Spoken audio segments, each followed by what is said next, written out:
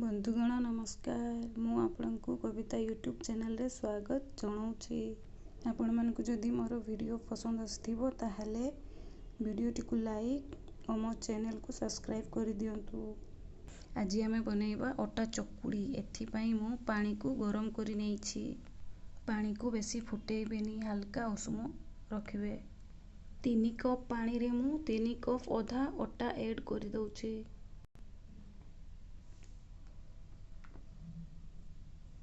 देखंतु मु एठी अटा को घोड़े नेइछि।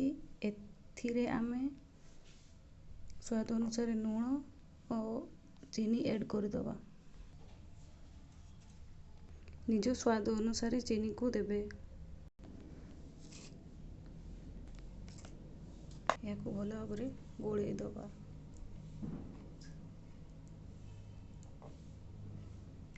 या परे आमे गैस ऑन करके तवा को गरम कर दबा। ध्यान देवे अटा आमर बेसी बहड़िया न होइतिबा दरकार। अटा आमर प्रस्तुत हो जाइछि। एबे आमे गैस रे तवा को गरम कर दबा। तवा को मु गरम होबा पई रखि देइछि। तवा गरम होला परे आमे एथिरे तेल ढालिबा। तवा रे मु हल्का तेल ढाली दउछि।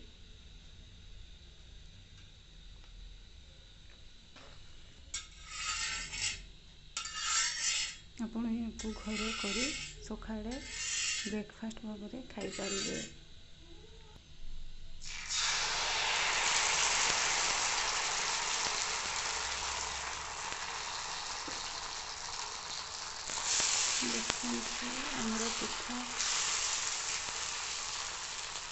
देखंतु हमर ऊपर भाग पिठा तैयारी हो जाइछि। एबे आमे याकू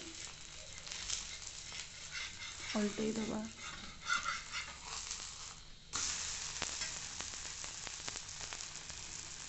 देखंतु हमर पिठा दी पटरु सिझी जाइछि।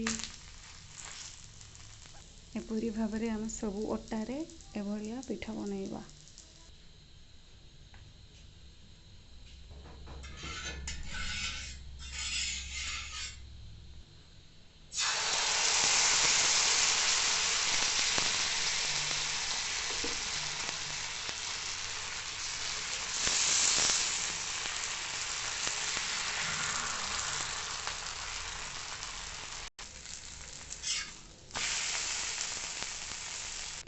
एहीपरि भाबरे मु सबुतक पिठा बनेइ नेइछि। देखंतु हमर पिठा केते सॉफ्ट होइछि। आपण याकू निज घरे मध्य ट्राई करी देखंतु। पूरा स्पंज भड़िया चकुड़ी पिठा।